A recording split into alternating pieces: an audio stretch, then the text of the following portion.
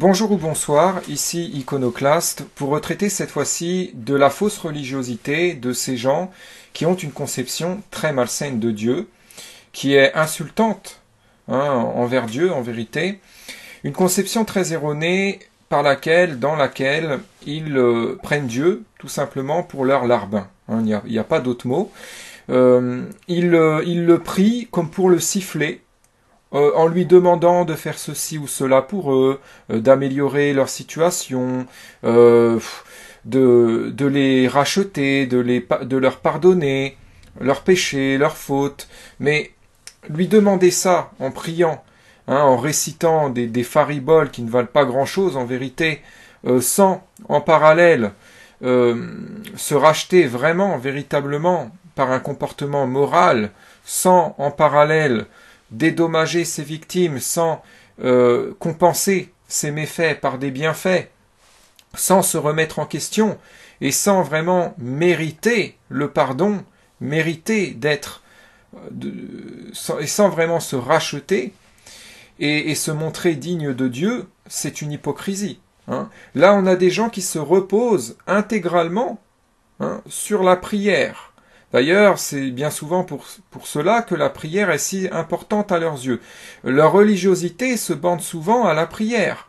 Vous leur demandez si vous leur demandez à ces gens souvent des preuves de leur religiosité, si vous leur demandez ce qui fait qu'ils croient vraiment en Dieu, si vous leur demandez de vous démontrer qu'ils sont vraiment croyants, ils vont vous brandir leur statut de prieur comme si c'était un certificat de piété, de croyance en Dieu. Ouais, mais se reposer sur la prière et en plus prier de façon malsaine en demandant ceci ou cela à Dieu comme si on était en mesure d'exiger de lui et comme si on pouvait le prendre pour une boniche, ce n'est pas croire en Dieu du tout, c'est l'insulter, c'est tout le contraire. Quand on croit vraiment en Dieu, on croit en son statut d'autorité morale suprême, et on croit en sa justice.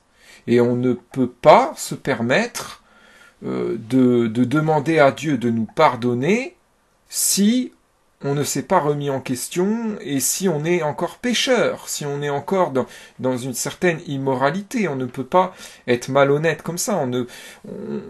Les gens qui croient vraiment en Dieu, en vérité, considèrent la prière, ce type de prière-là, le fait de demander ceci ou cela à Dieu, en priant comme ça, en récitant ce genre de fariboles, considèrent ça comme totalement futile et comme même bête. Voilà, comme quelque chose d'absurde, qui n'a aucun sens. Et oui, quand on est vraiment quelqu'un de droit, quelqu'un qui culpabilise lorsqu'il fait du mal, on a forcément, dès qu'on fait du mal, la souciance de se racheter. Ça arrive, parfois on peut faire du mal de façon non intentionnelle, par étourderie aussi parfois, mais l'essentiel alors, c'est de se rendre compte qu'on a donc fauté et d'avoir tout de suite cet élan, cette détermination à se racheter, à dédommager les victimes, à veiller donc à ne pas réitérer ces erreurs, à ne pas recommettre ces méfaits. Et voilà, et à pallier aux mauvaises conséquences de ces méfaits, donc en se rachetant et en compensant par de la bienfaisance, en se rachetant, et en ne le faisant pas pour soi, en le faisant vraiment pour dédommager les victimes, et non pour soi ou uniquement pour plaire à Dieu. Ça c'est très important, car il y a beaucoup de gens qui vont le faire par égoïsme, vous voyez. Donc ça, ce n'est pas de la vraie droiture. Donc là, on a beaucoup de gens qui finalement se complaisent dans cette idée qui leur est confortable en fait. Ils se complaisent dans cette idée que Dieu serait là, en fin de compte, serait comme un larbin qui leur serait qui dans la vie serait à leur bénéfice, voilà, qui serait à leurs pieds, si je puis dire, pour leur pardonner tout inconditionnellement. Voilà. Ou pour leur faire tomber du ciel un prétendu bouc émissaire pour qu'il soit pour que ce bouc émissaire paie à leur place, voilà, soit puni à leur place. Ça c'est c'est leur délire évangélique, hein, j'en avais déjà parlé. C'est vraiment sidérant. Vous avez des gens qui prétendent qu'ils croient en Dieu, ils veulent même vous donner des leçons de croyance en Dieu, de piété, de religiosité, et ils vous disent que Dieu a fait tomber du ciel un saint, selon eux ce serait un saint, pour qu'il soit puni à la place des pécheurs, et que sa punition, comment dire, son bouc émissérage, que eux dépeignent comme étant en fin de compte une punition juste, ou je sais, ou quelque chose de vertueux, que cette punition même mortelle aurait lavé tous les pécheurs de leurs péchés. Mais c'est de la folie, comme si un homme saint, ils disent que Jésus était un saint.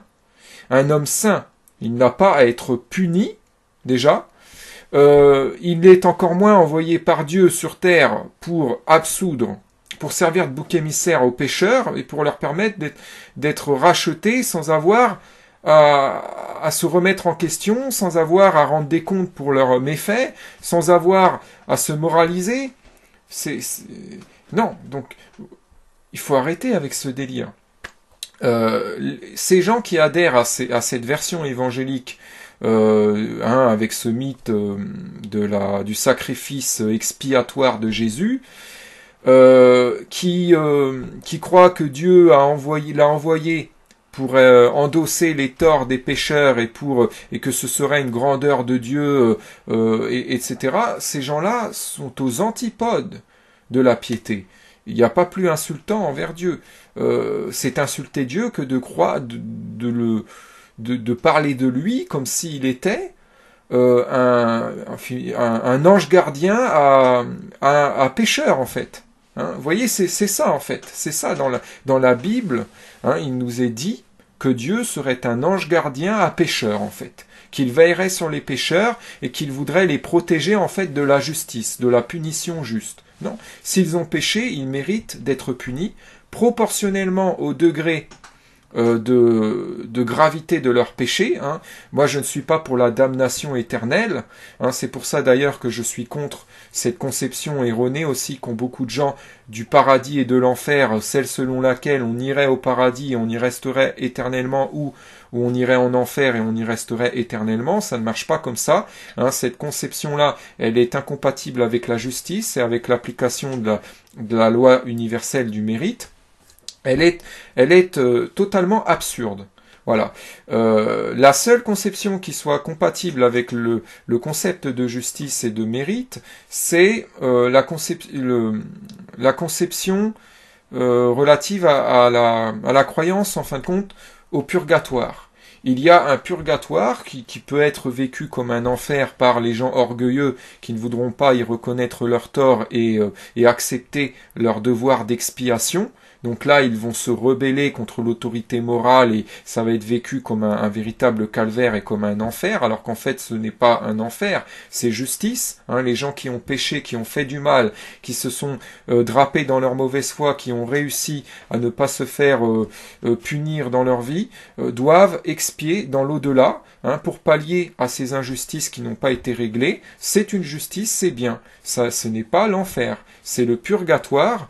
Et c'est ainsi que va se rendre notamment la justice, et une fois qu'ils ont expié, alors, et qu'ils font amende honorable, et qu'ils sont vraiment dans une volonté de se racheter, là, donc, il y a là, ils pourront alors se prétendre un peu plus dignes de Dieu, et si je puis dire, s'élever et monter un peu, voilà.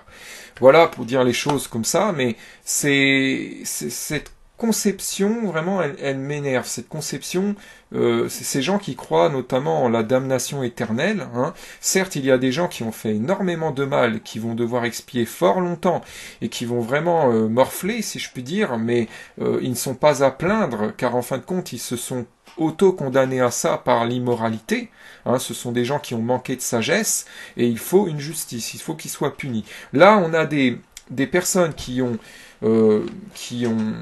comment dire, bricolé, qui se sont forgés des dogmes pour réinventer Dieu en fait à leur sauce, pour le réinventer larbin à pêcheur, pour le réinventer ange gardien à pêcheur et même aide pêcheur. Voilà, pour le réinventer protecteur de pécheurs et pour le réinventer injuste. Voilà. Donc en fin de compte, ils divinisent l'injustice, ils divinisent l'immoralisme et ils font passer notamment en plus aussi Jésus, hein, qui n'est pas Dieu. Hein. Jésus était un être très évolué, d'une grande probité, mais il n'était pas Dieu. Il n'a d'ailleurs jamais dit qu'il avait l'apanage de la sainteté et qu'il était Dieu. Non, non, son vrai message c'était que tout le monde pouvait être, en fin de compte, en se moralisant par l'esprit de justice, hein, en étant rigoriste moralement, pouvait devenir des Christ. Voilà. À l'image de Jésus, notamment, pouvait devenir, donc, pouvait être porteur de l'esprit christique. Donc, il prêchait le moralisme, mais il n'a jamais dit qu'il avait l'apanage de la sainteté, de la droiture, de la moralité, et encore moins qu'il était Dieu. Voilà, ça ce sont des gens qui n'ont rien compris, qui le prétendent, qui sont parfois enfielés de biblisme. Voilà, ce sont des gens qui essaient de se persuader que Dieu pardonne inconditionnellement parce que ils n'aiment pas l'idée d'avoir à expier, ils n'aiment pas l'idée d'avoir à répondre, à rendre des comptes à une autorité morale, ils n'aiment pas la morale, ils n'aiment pas le concept de justice, ils n'aiment pas la loi du mérite. Ils ne sont pas méritocrates pour un sou. Voilà, ils adorent aussi s'en remettre à l'idée, se tenir à l'idée qui leur est réconfortante et qui est compatible avec leur orgueil, hein, dégueulasse.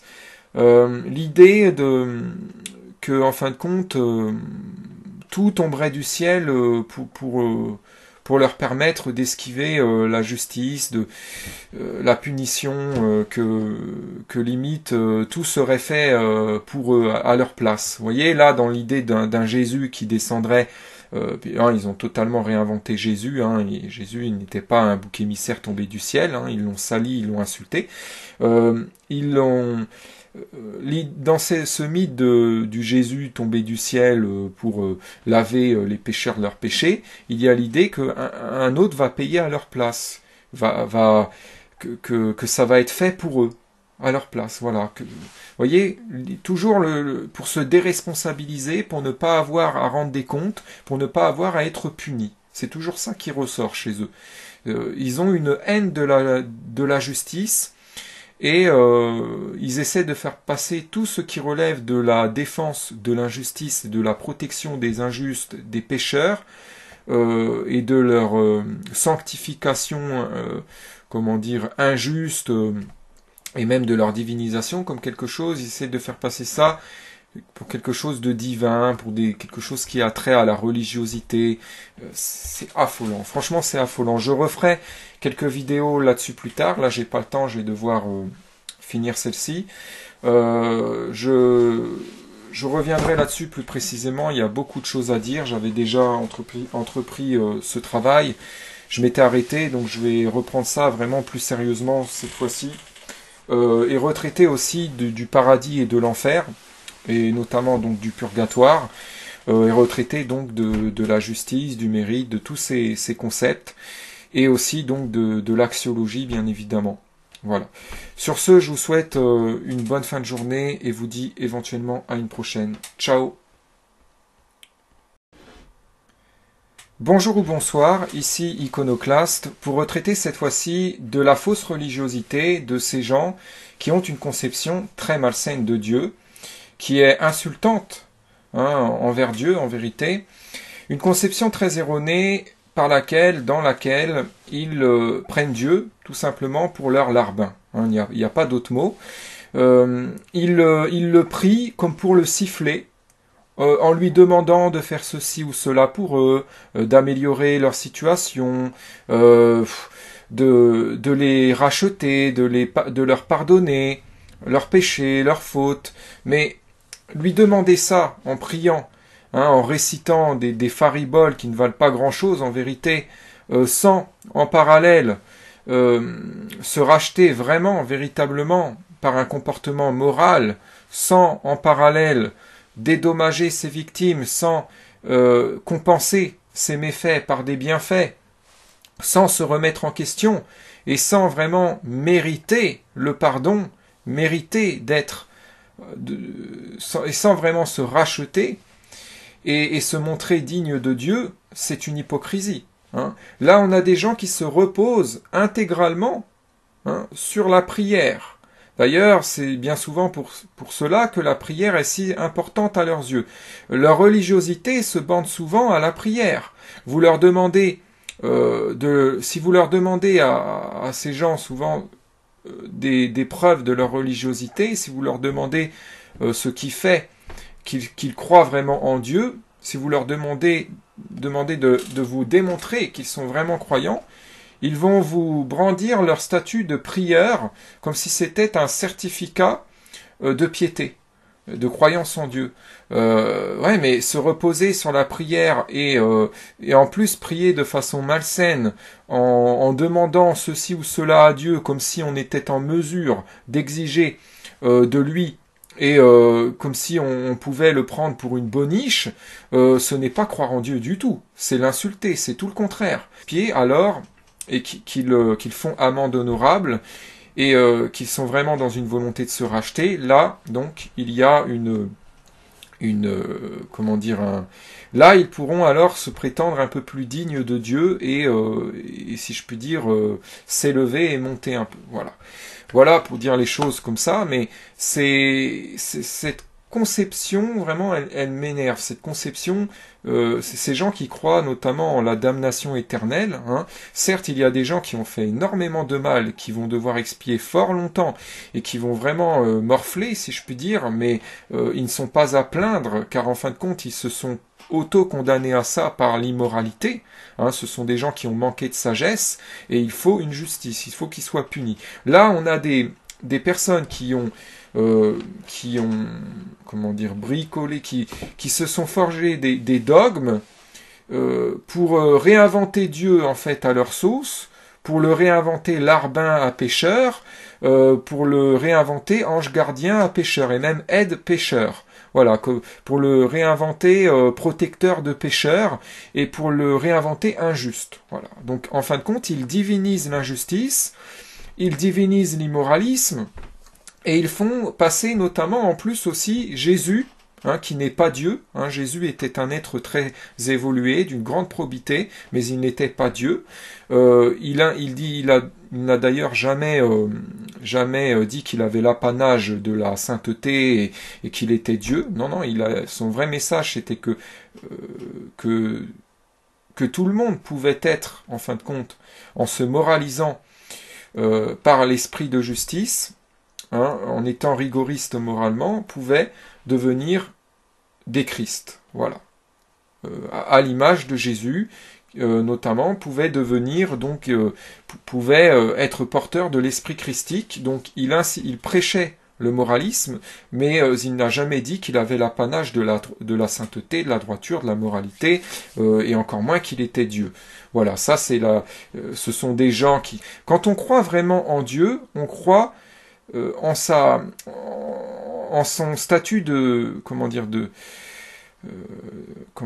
d'autorité morale suprême, et on croit en sa justice.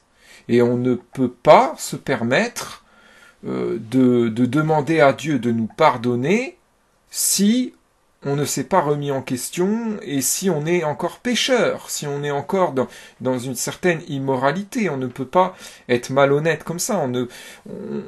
Les gens qui croient vraiment en Dieu, en vérité, considèrent la prière, moi, ce type de prière-là, le fait de demander ceci ou cela à Dieu, en priant comme ça, en récitant ce genre de faribole, considère ça comme totalement futile et comme même bête.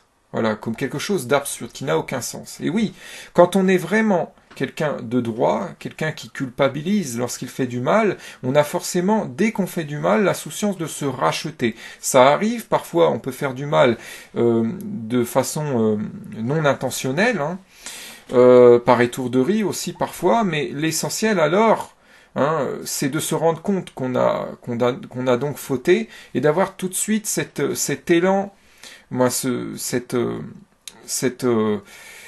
détermination à se racheter, à dédommager les victimes, voilà, à veiller, donc, à ne pas réitérer ces erreurs, à ne pas recommettre ces méfaits, et voilà, et à pallier aux mauvaises conséquences de ces méfaits, hein, donc en se rachetant et en compensant par de la bienfaisance, en se rachetant, et en ne le faisant pas pour soi, en le faisant vraiment pour dédommager les victimes, hein, et non pour soi ou uniquement pour plaire à Dieu. Ça c'est très important, car il y a beaucoup de gens qui vont le faire par égoïsme, vous voyez.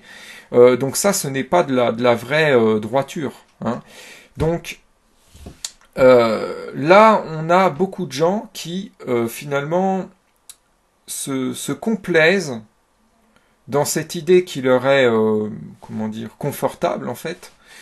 Ils se complaisent dans cette idée que Dieu serait là, en fin de compte, serait comme un larbin qui leur serait, voilà, qui dans la vie serait à leur bénéfice, voilà, qui serait à leurs pieds, si je puis dire, pour leur pardonner tout inconditionnellement. Voilà.